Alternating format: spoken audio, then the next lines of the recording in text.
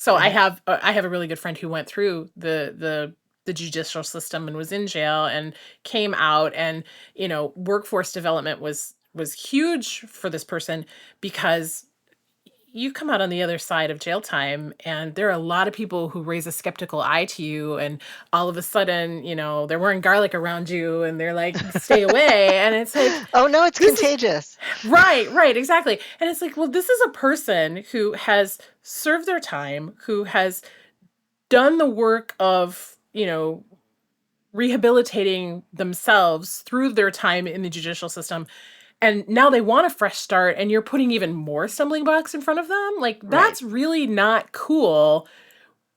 And everybody, every human being on the planet deserves a second chance. Every human being on the planet deserves the opportunity for redemption. And if we're putting all of these extra hurdles in front of them, we're basically saying, well, maybe you do, but you got to prove it first. You got to earn it first. And it's like, but they've already done the work of quote unquote Right. earning it. Let's give them the leg up that they need, so that they don't end up back in the system, so that they Right. don't end up being a statistic of all of the things that have gone wrong in this world. So that they don't end up with no other choices. Right. Right. Right. Like, and of course, they've already done their time. That's one piece of it. And the other piece of it is every human being deserves housing, Hmm. like flat, period. Everyone deserves housing. And if you're saying, well, I won't house this person, but I also don't want them sleeping in a tent on my doorstep. And I also don't want to build shelters. And I also don't want to fund public housing that's good. Right. And we see in New York Right. City with Mamdani having to do all this work to like rehabilitate a lot of the public housing because it's not great. Right. Um, it- what do you expect of them? Right. What are they supposed to do? And I also have people that I'm close to who have come out of the carceral, and I can't even bring myself to call it the justice system, Right. Right. really. I feel Uh, that. I feel that. so, so let's go back and start. In the world of business, there are a lot of choices. There are a lot of lies. There are a lot of shortcuts. There are a lot of people taking those shortcuts and telling those lies. And then there are the people who choose to do it right. At a time when so often profit is king, those people are increasingly rare. But when those people are in charge, good things happen. Fortunately, some of those people are business owners. Some of those people are bosses. And we're here to showcase the best ones.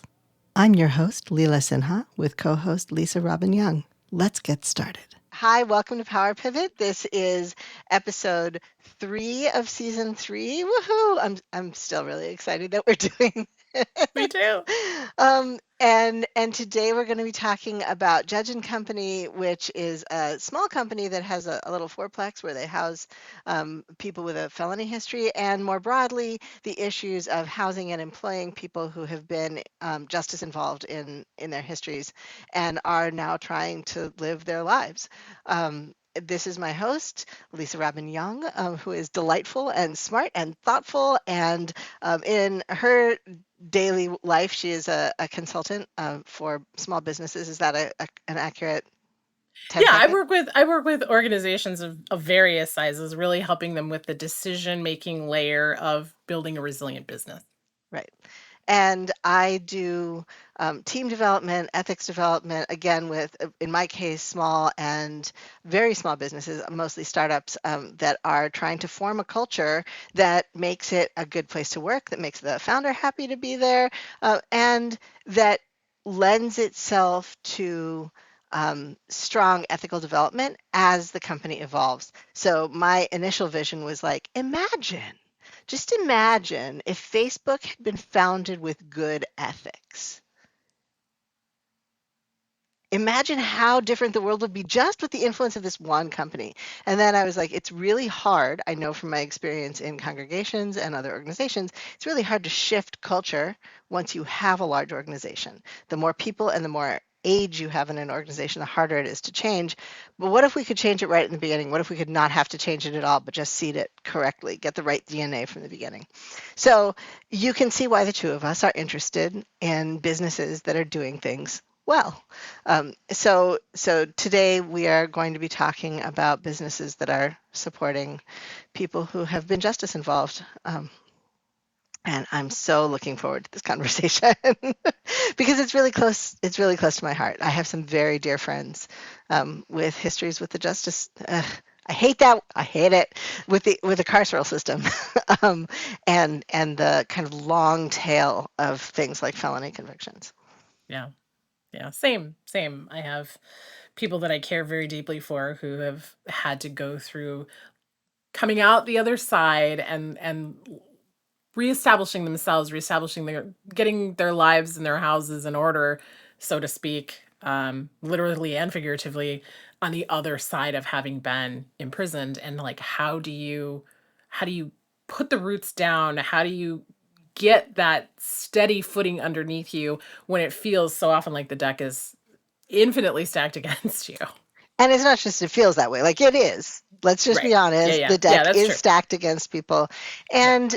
And we have all these expectations of people like you have to prove it, you have to, well, now you've done this terrible thing, and we don't really this is almost a theological problem. We don't really have a path to redemption for people in our culture. Yeah. Um, Catholicism has confession, which is supposed to sort of wipe your slate clean, but a lot of faith traditions don't even have that. And the ones that do, it often comes with all these strings attached. And so when somebody has done a bad thing, then they're kind of stuck with that bad thing forever or until they get Yeah. to judgment day or whatever the theology is. And the problem with bringing that into human space is that none of us are God. Right. Right. Yeah. We can end the show right there. None of us are. And I mean there are plenty of people who like to think they are or want to play that role. And we've seen how that kind of plays out in the world. Not well. And no, not well.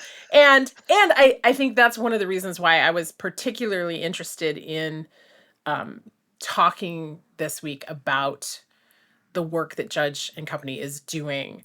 Um because from a business model perspective, they've cornered a market, so to speak, right? Hmm. Like they've found an opening that there's very little competition for, and that is providing housing for people who have a criminal record, and providing good, stable, safe housing for those folks, right? Like Right.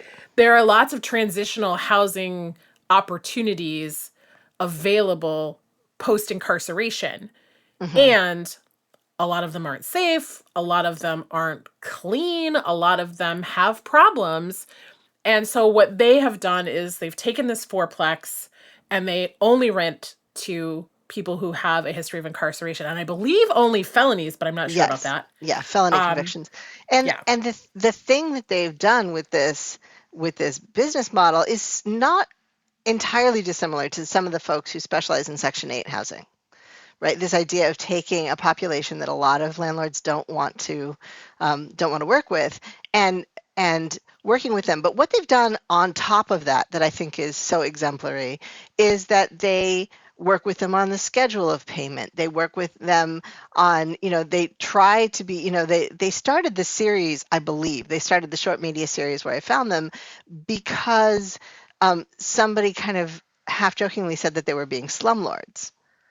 And they were like, so they started the Slumlord series, but it wasn't actually, they're like, we're not slumlords. We bought a rundown fourplex and we are fixing it up to the best of our ability. We both have jobs, we have kids, we have lives, but we believe that these people are people and they deserve, dignified, clean, well repaired housing.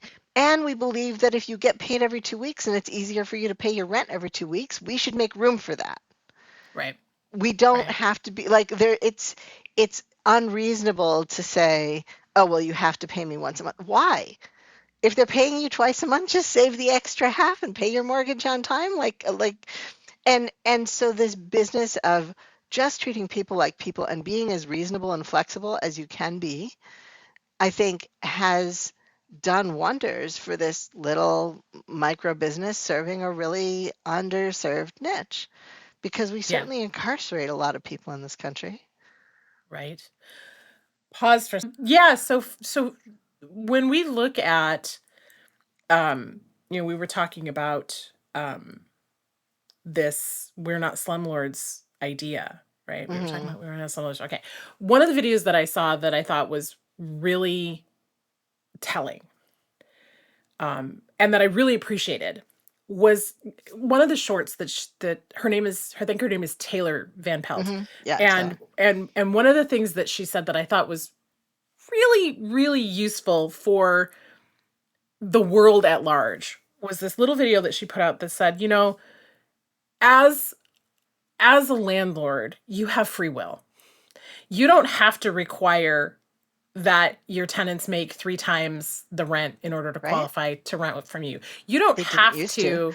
Right, right. You don't have to do all of these things. And I mean, I get where that idea comes from because there's a financial model that says your housing payment shouldn't be more than like 39% of your take home pay or whatever. So I mean, I that understand model on used to be 25%. right, right. And so I understand where the logic comes from that, but I Hmm. also recognize that housing costs are skyrocketing, and it's very rare in most communities that your mortgage payment or your housing payment is going to be 25 to 30% Right. of your income. It's not feasible in most communities.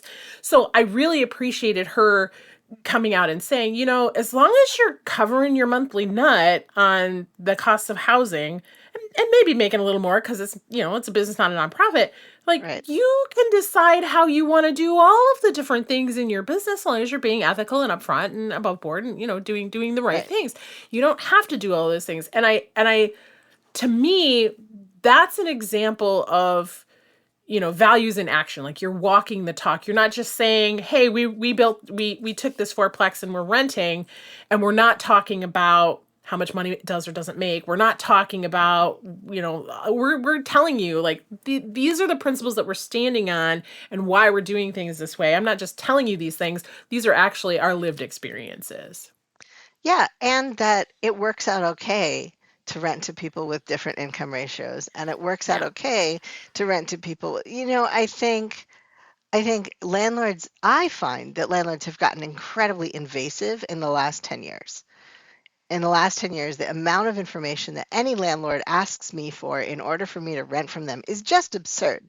They want pay stubs and W-2, and I'm like, I don't even trust you with that information.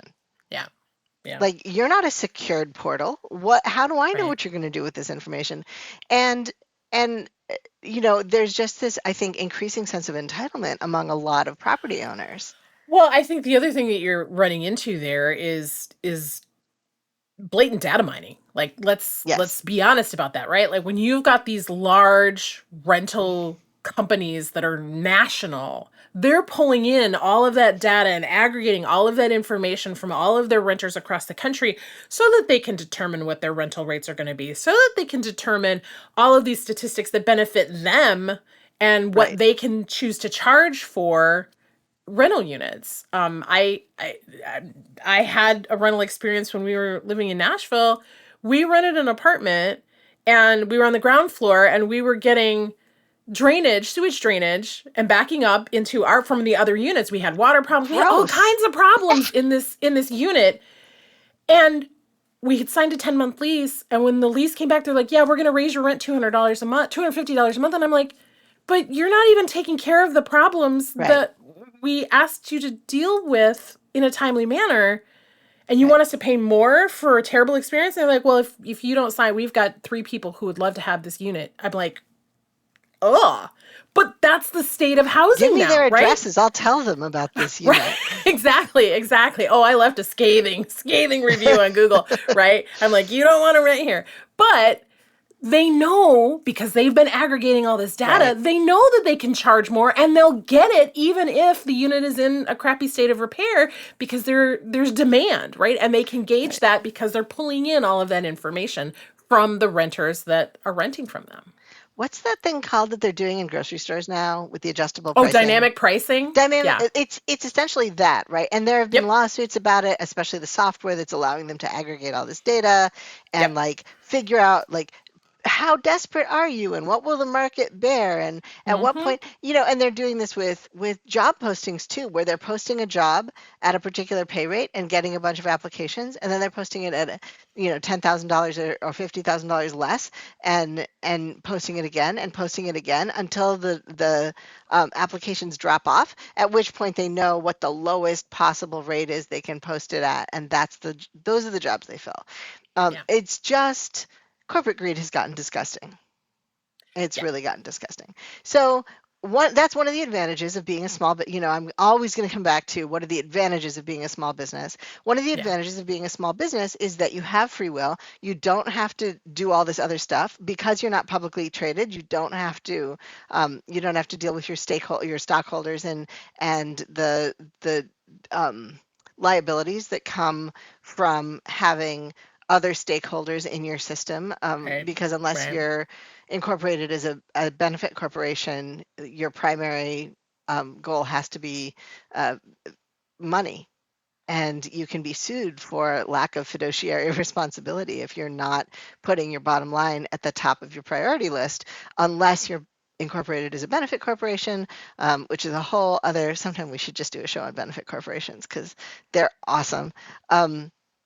And it's one of those rare cases where the government and an independent enterprise have gotten together and created a structure that supports people doing something other than pursuing profit. Um, Yeah. but but when you're an independent small business, you can just be like, those aren't our policies. Right. Problem solved, Yep. Yep. Because I said so. That's why. Yeah. right? What's that line from Hamilton? Because I'm the president.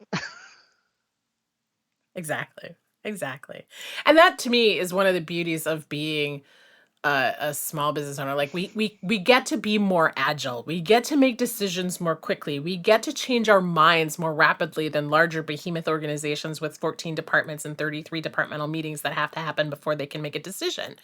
Right. And so, when I'm working with clients and I'm like, you have the magic paintbrush. Take it. Hmm. You have the magic paintbrush and you can paint this to look and feel however you want, so long as it's legal. Right. What do you want this business to really look and feel like for you? Right. And so to give people or remind people that they have the sovereignty to choose differently. Hmm. I was really pleased to see that in their videos because it's a great reminder for everyone who's building a business that just because it's been done before, just because it's the quote unquote status quo, doesn't mean that that's the way it has to be and you can Right. choose differently. Right. And at the same time, you're not throwing out all your other judgment just because, it's like, I think a lot of the people in their comment sections are like, well, we'll see how you feel about it when your house is full of, active, addicted people who are stealing all of your stuff. And they're like, it's not like we don't screen our applicants. Right, right. Yeah, she's got another video where she talks about what it's like to be a business owner who has intentionally made this choice to rent to felons, and she says, we work with the parole officers and they want to send us their best because they want to maintain a great relationship with us because they know we'll give them good, stable housing and they're not going to violate parole. Because they've got more of the deck stacked in their favor if they come into their living arrangement. So Right. they're not getting the bottom of the barrel. They're getting the people who like really need the opportunity to make something of themselves, and this is the thing that's going to tip the scales into their favor, and they're going to pay on time and they've got a good job and they're doing all the right things, like they're checking all the boxes. Why wouldn't you want to give a person like that an opportunity? Like, that doesn't Right. mean you're like, I'm just going to rent to anybody. But that's not what we said here. We said these are the criteria, and being a felon is just one of those criteria. Right. So yeah, Right. And she works in workforce development in the yeah, prison system the rest of the time. And we could talk a lot about the ethics of working in the prison system at all, but it sure, does position her well to understand what what the system, parole officers and so on, is going to need and expect in order to make this transition out of incarceration successful.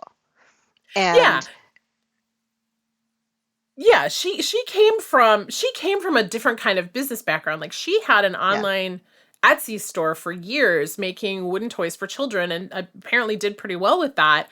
And through whatever happened in her background, she found herself working in workforce development. And she said in one of her videos, she said, I saw firsthand the need for stable housing. We were putting them through these workforce development programs, right. helping them get job skills, helping them do the things and on the other side of it, they still need a place to live. So I can go get me this fourplex and I can put four people in a house and give them a place to live and help them get on their feet. Like she saw a need, she filled it.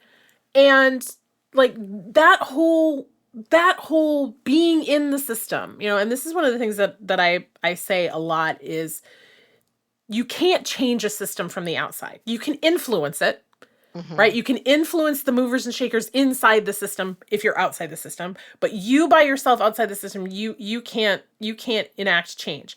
It has to be from inside the system to make the change. And so she is someone inside the system, at some point inside the system, who said, I see a problem that I think we can fix, at least on a small scale. I think she's got Right. another video that says, if you want to make a change, start with one, right? Right. And so she's starting with four, and she's like, let's go from there and let's see what happens. And it's early days yet, but that that understanding of here's where there's a breakdown and here's what I can do. Here's a thing that I know that I can do. Let's see where it goes. Let's do the best that we can with what we have. Like that's what we need to be seeing more of in the world. Right. And being, making yourself the proof of concept. So this is a thing that we saw in science before science like got rules, where, where a scientist would be like, "Huh, I think this will work. What if I inject myself?" Right? And that kind of making an example of your own life, of course, and if you watch her videos, you'll see that they're definitely strongly influenced by a Christian theology. And I don't exactly know what direction their Christian theology goes, but they do kind of cite this as a guiding set of principles. Sure. And this idea of making of yourself, making of your life an example is not a bad one, especially when it comes to making this kind of change. Because really you have two choices when you're inside the system. You can try and change the existing system, or you can go build something that will create a different vision. And like we see Right. that with these disruption models, right? We see that taxis aren't quite cutting it, and so then we get Uber and Lyft. Where whatever the system is, it's disruption from somebody creates a branch of the system and then creates disruption from inside Right. of it, Right. Right. because Yeah. disrupting, changing a system that's been around for a long time takes. Can you imagine trying to change the medallion yellow cab system from inside it? Yeah. No. Mm-mm. so so saying, okay, I see a problem. I can't create housing for everybody. I can't even create housing for everybody in this one prison where I work, but Right. I can create housing for four people. And what that will do is not only create housing for four people, but also proof of concept. It will prove that it Right. is possible. Right. It is, now she can make videos that are like, I have four units of housing that houses people with felony convictions in their past. And you know what? They're some of the best tenants I can imagine having. They clean spontaneously. They take good care of me. They take good care of my property. They pay their rent on time. I really like having them as tenants. They're great. You could do this too if you wanted to buy a fourplex. Right. Right. Or a duplex, or just had Mm-hmm. a second place, right? Like you can start with Right. one. It doesn't have to be. Yeah. Right. Put someone in your Absolutely. ADU. Yeah. Yeah. So I think that this idea of starting micro is germane in all kinds of businesses, right? Like Sure. anytime you want to create this kind of disruption in the system, a change, especially when it's an attitudinal change, when people are like, oh, that's not possible, or oh, that's a terrible idea, or oh, what are you thinking? And especially when it's something that's good for your customers, when it's good for the people. And the story is, as it so often is, if it's good for the people, then it can't be good for you. It won't be good for your bottom line. Oh no, whatever shall we do? Which, If this season does nothing else, it is going to really shine a light on the fact that it can be good for your people and it can be good for you. yeah, yeah, 100%.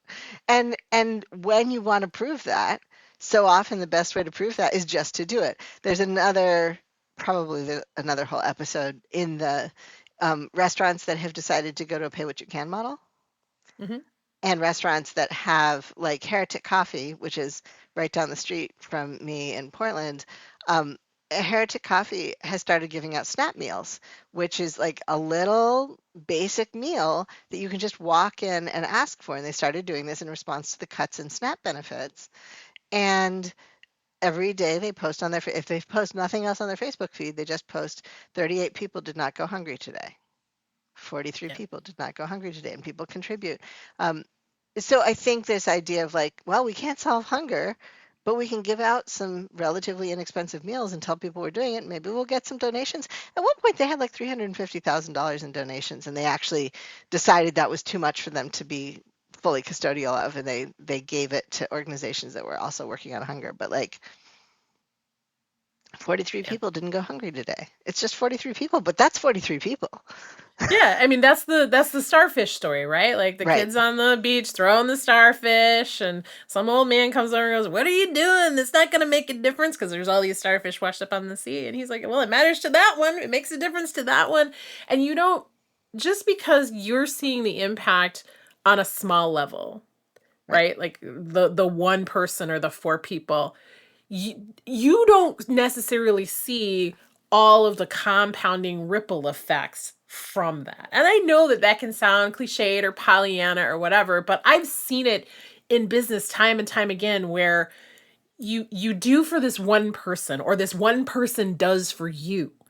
And mm-hmm, then that has an impact that then impacts, three or four or five ripples out, all because of that one person, all right, because of that one conversation, that one thing. So, how much more impactful can it be when you put four people in safe, stable housing and give right, them that foundation that allows them to go earn an income, take care of their families, right? Because some of these people, they had kids before they went into the prison system. And right, to be able to say, "Hey," and this is one of my favorite stories.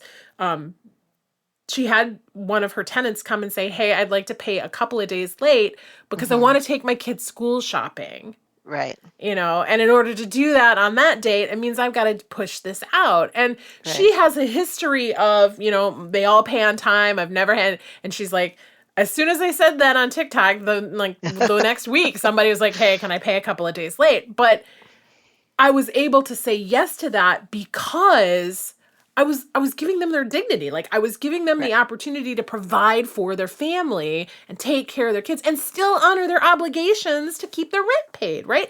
And right, and that's what they want, is an opportunity to just be human beings again and do the work of caring for themselves, their families, their communities, what have you. right. And that story particularly was moving because she was like, this person didn't get to take their kids school shopping for like 10 years. Yeah. They missed that experience, that shared experience, that growth experience for 10 years. And they're like, I just want to do this thing with and for my child. And like, shouldn't we all be supporting people who want to do things with and for their children? Like, Yeah, there are and plenty of parents out there who don't want to have anything to do with those kids. And right, so to see somebody who's like been through what they've been through to say, "My kids matter to me and I really want to be there for them." Absolutely. How can we help? How can we right. help? How can we help? We can wait 3 days. Right. Yes, we can wait 3 days. Yeah.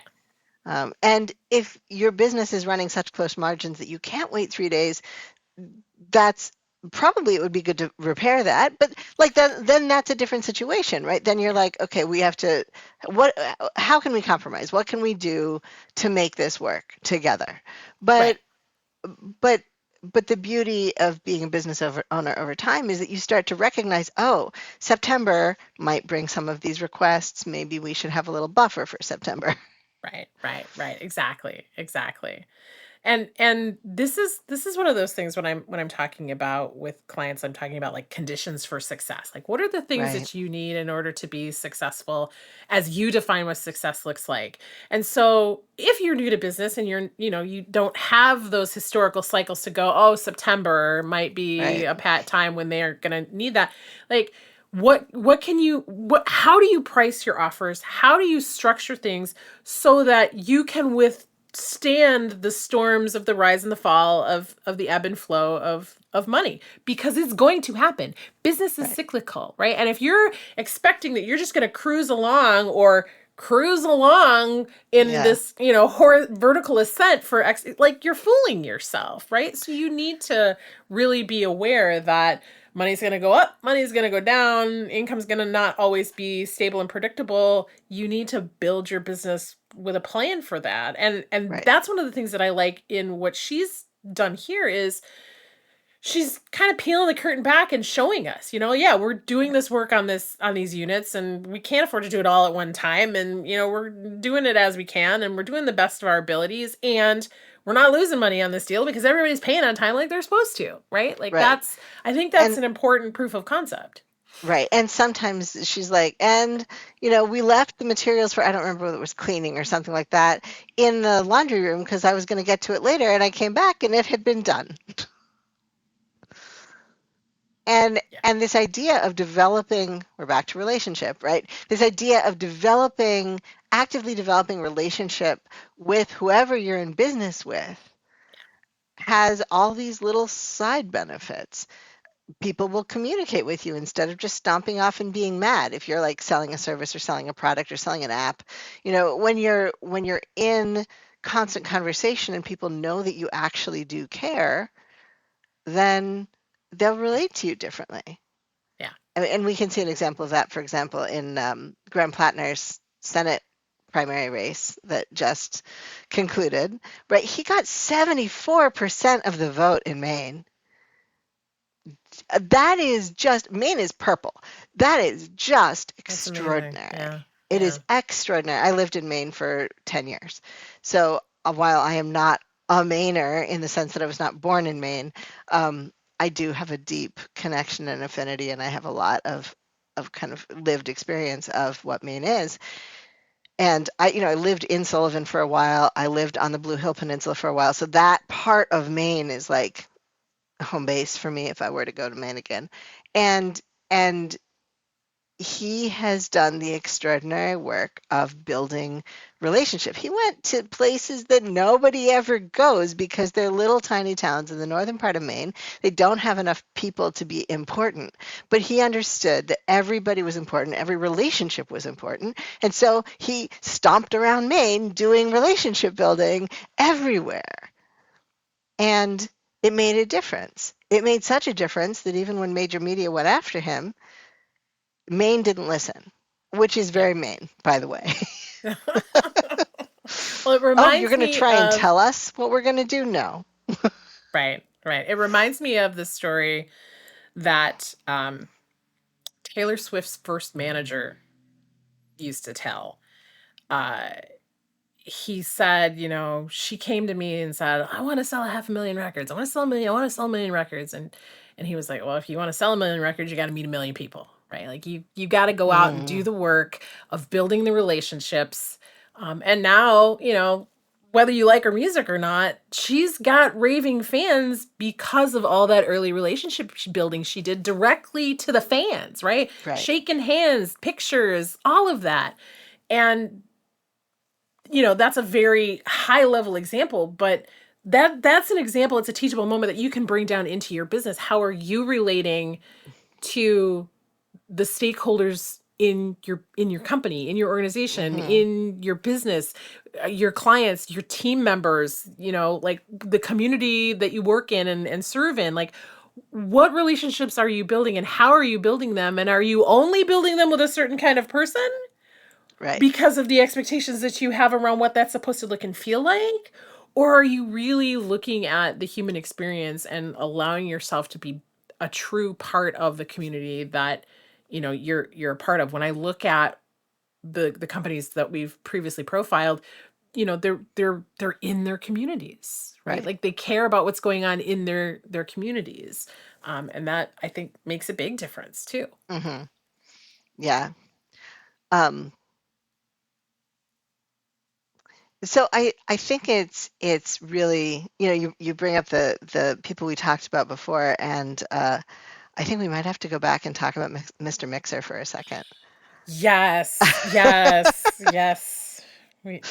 So, Yes. so our last episode, our very just last time episode, was about Mr. Mixer, who has this whole business where he repairs KitchenAids, and he loves repairing KitchenAids, and KitchenAids are repairable, and that's like the whole base of his business. So what video comes out immediately? Like, I just finished editing that episode today. His video came out like 2 days ago. You want to tell everyone what it said? Yeah, so KitchenAid is remodeling their mixer. They've gone solid state and they're taking all the mechanical guts out of the machine and they're replacing them with questionable upgrades. I mean, the marketing language is, "Hey, we had so many bakers who were asking for these features, so we're giving them to you." And the cost of doing business on that is we're not going to have the mechanical parts anymore. We're going to have these electronic solid state pieces that you can't fix and repair and replace. And yay. So Mr. Mixer is looking at manufacturing those parts. And I don't know how much he can get around the patents, but the patents are eventually going to expire. Oh, patents have long expired. The only thing that hasn't expired is the shape of the KitchenAid mixer because it's a trademark. Right. And so as long as they keep the trademark registered, he can never make anything that looks like a KitchenAid, but all of the parts inside, well, all of the old electrical Right. parts inside are well past patent. The planetary design mechanism, that's well past patent. Those have all expired. I think they still have like the beater head, the plastic Mm-hmm. coated beater head. I think that's still in patent. But they've redesigned the beater head even. It's this flat, Yeah, it's ugly. yeah, it's really not sleek at all and it's really disappointing. But that way they get a new patent, right? Like they can Right. issue a new patent for that. But the old pieces still work. So those old attachments are still going to fit. We're going to Right. go ahead and probably still buy those old attachments Right. because So they're just Mr. better Mixer quality. is looking at starting to manufacture as many as possible, and he'll probably be asking for support from his followers to set that up. But uh, just such a, it's funny because I said he hasn't gotten in trouble with Whirlpool. And I think, I don't know, he actually said in that video, like, maybe it was me drawing attention to how repairable they were. I don't know. But this is a classic case of a company throwing the baby out with the bathwater, in my Yeah, opinion. and Whirlpool it has a history of um taking a product and modifying it in such a way that it's basically got planned obsolescence, Right. right? I can't tell you the number of dishwashers and washing machines that have no fixable parts inside, right? No serviceable Mm-hmm. parts inside. You're just going to have to buy a new one. So it doesn't surprise me that they have moved in this direction. It kind of surprises me it took them this long.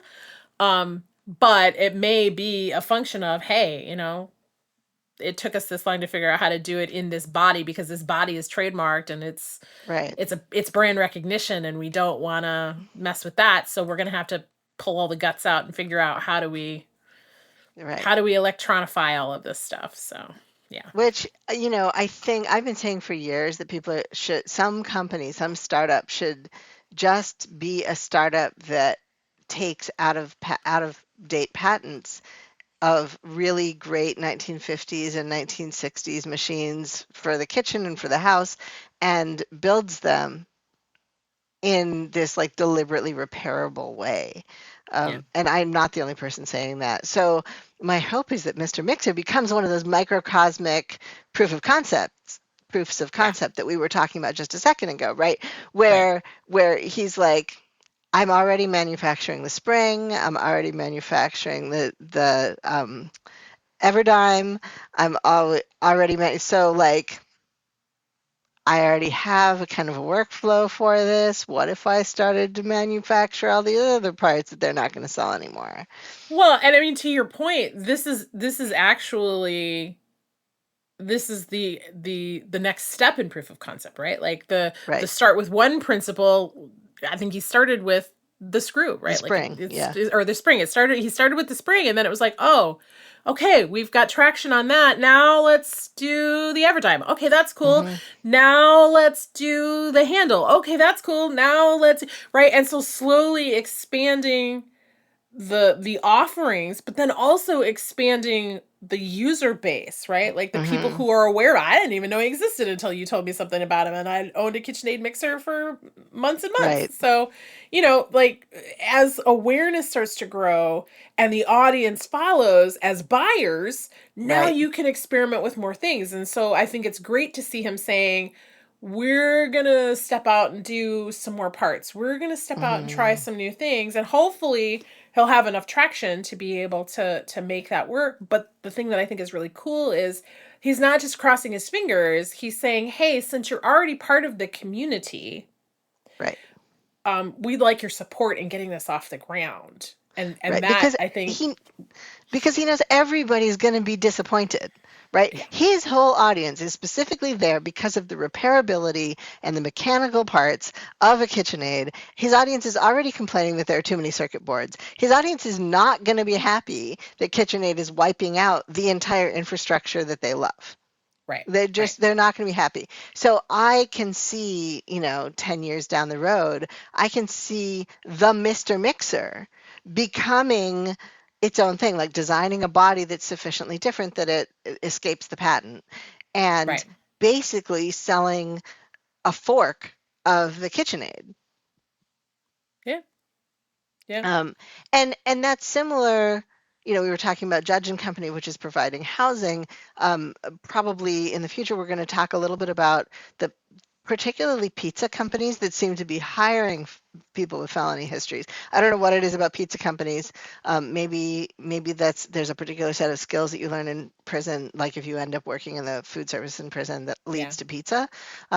I don't actually know, but there are especially food companies that are hiring people with prison histories to work there, and even some that are only hiring people with histories in the carceral system to work there. And so when we get these two pieces stabilized, right, when we get housing stabilized and work stabilized, and you're not like a marginal employee just because you came in with that history, and you're not a marginal tenant just because you came in with that history. So you right, can stop carrying that constant stress in your head that if you mess up even the tiniest little bit, you're going to get kicked out, because that's real. yeah, Then your stress level drops, your cortisol level drops, your health levels go up. And also, this stable income allows you to provide for yourself things like health insurance, and provide for your family things like care. And so we like this, creating an ecosystem around yourself yeah, is one of the best things you can do. So, in that case, or if we look at Mr. Mixer, you know, he started with a spring and he ended up with a radically dedicated community.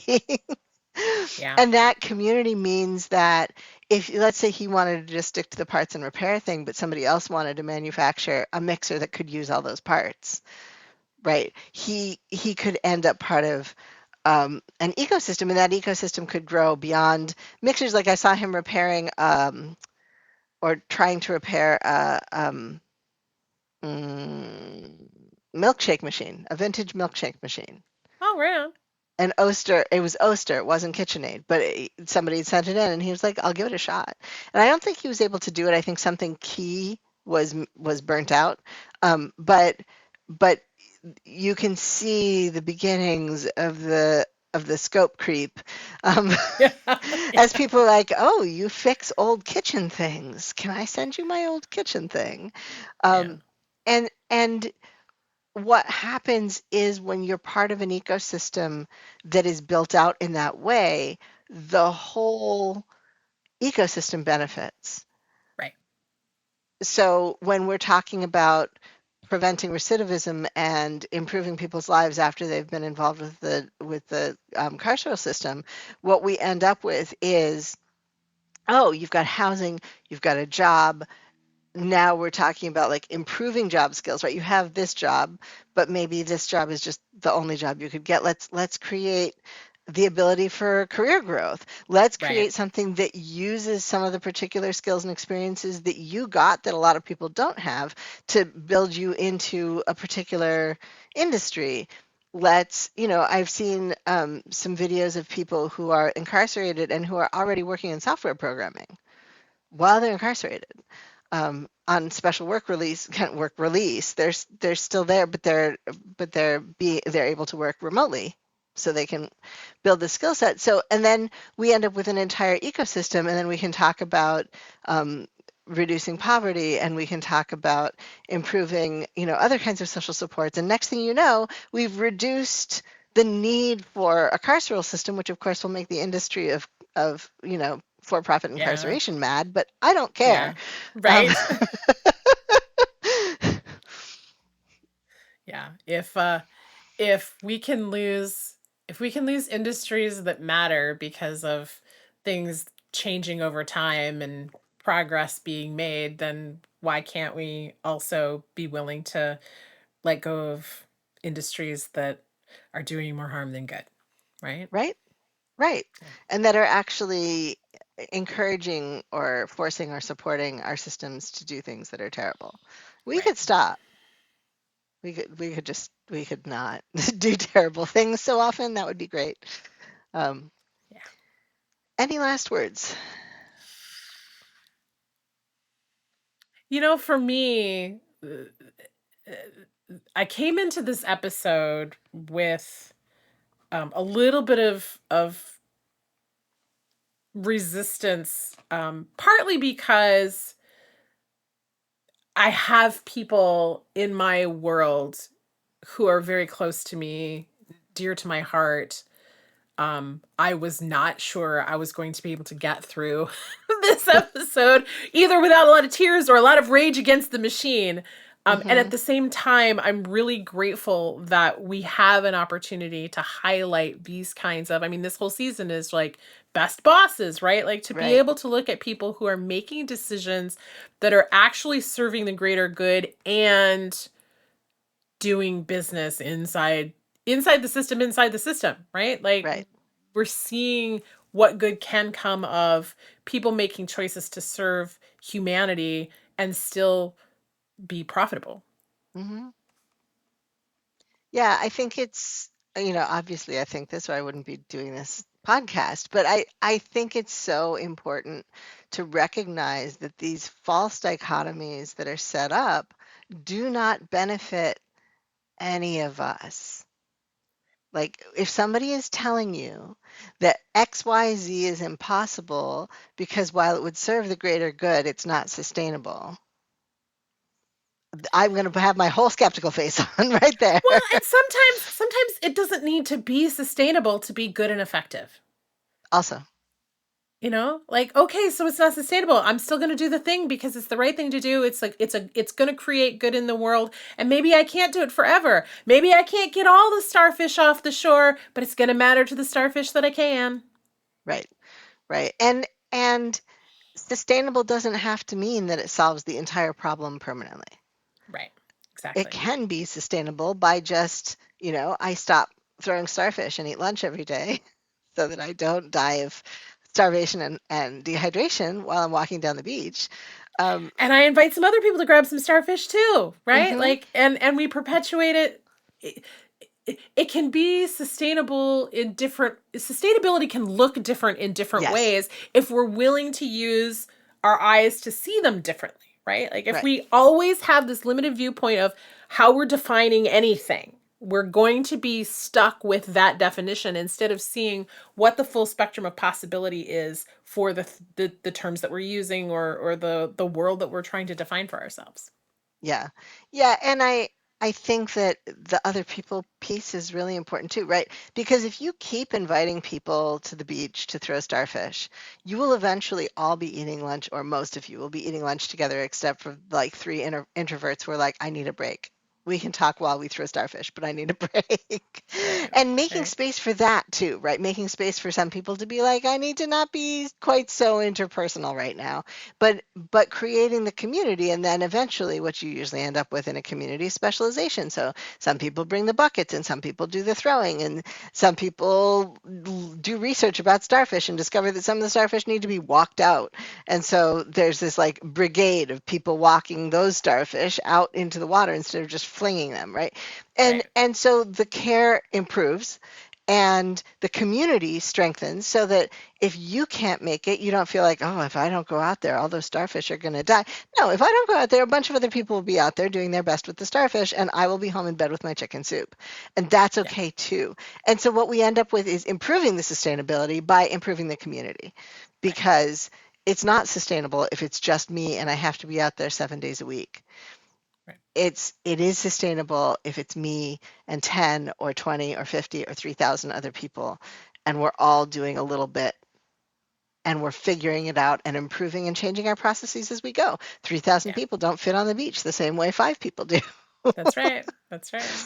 But they will fit That's on right. the beach, and they will make a difference. And maybe when you're at 3,000, you can do a couple of beaches, right? Right. And it starts to creep. There's so many grains of sand in the world. Yes, but we're going to start with these grains right here. Start with one. Start with one. Start with Start with one. one. Start Yeah. local, start with one. Start with what you can do without harming yourself. And the beauty of doing that is also that you get to figure out what doesn't work before you're at scale. Yeah.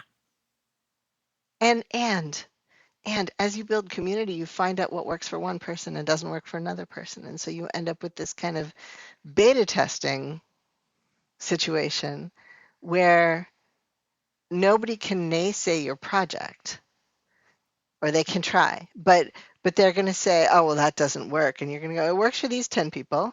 It didn't work for these 15 people. So we designed something different for them. So they have this other system. And then people are like, oh, and they can't argue with it, right? Because you have 10 people here for whom it's working, 15 people there for whom that didn't work, but this does work. And the more robust your system becomes, the less people from outside your system really have any traction or any credibility. Yeah. Yeah.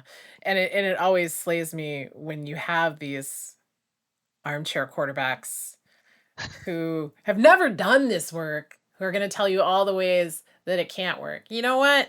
When you get out of your armchair and you come over here and you work with us, then you've got room to talk. In the meantime, I'm going to be over here with my starfish. Right. You just go enjoy Right. your I life. mean, I have certain concerns about Brené Brown, but the idea of being in the arena is real. Yeah. That the people who get to talk about what I'm doing are the people who are in the arena. And if they're not in the arena, I don't want to hear it. Well, thank you. This has been delightful. Thank Got you for to having me. I love rant having on these some of conversations my with you. and rant on some of our favorite topics together. Of Um, course. if Wouldn't have it people want any other way. to, right? If people want to find you, where should they look? The easiest place to find me is pretty much anywhere on the interwebs. LisaRobinYoung.com is the website. Robin's got two B's. And I am at Lisa Robin Young on most of the socials, LinkedIn, YouTube. You can find me just about anywhere. And as you can tell, she's great to talk to. So, like, get in touch, have a conversation. Maybe she can help you. And you can find me at Alagiano Consulting, which I will put on the screen because it's a pain to spell. Or you can find me on most social media under Leela Sinha, but um, I'm less and less active on regular social media. If you want to support the podcast, come find us on my Patreon at patreon.com/LeelaS, and sign up to give us a little boost and see a little more of my stuff. I'm starting to aggregate all of my stuff on my Patreon. So if you want to see my other writings and things like that, you can find it there. Thank you so much for joining us. We will see you again in 2 weeks. Thank you so much for listening. This has been Power Pivot Season 3, a podcast about using the power in your business for good, with host Leela Sinha of the Intensives Institute and Alagiano Consulting. With Zim, you heard co-host Lisa Robin Young. The podcast is produced by Leela Sinha with support by William Jameson. To support our podcast and other related work, please consider joining our Patreon at patreon.com/LeelaS.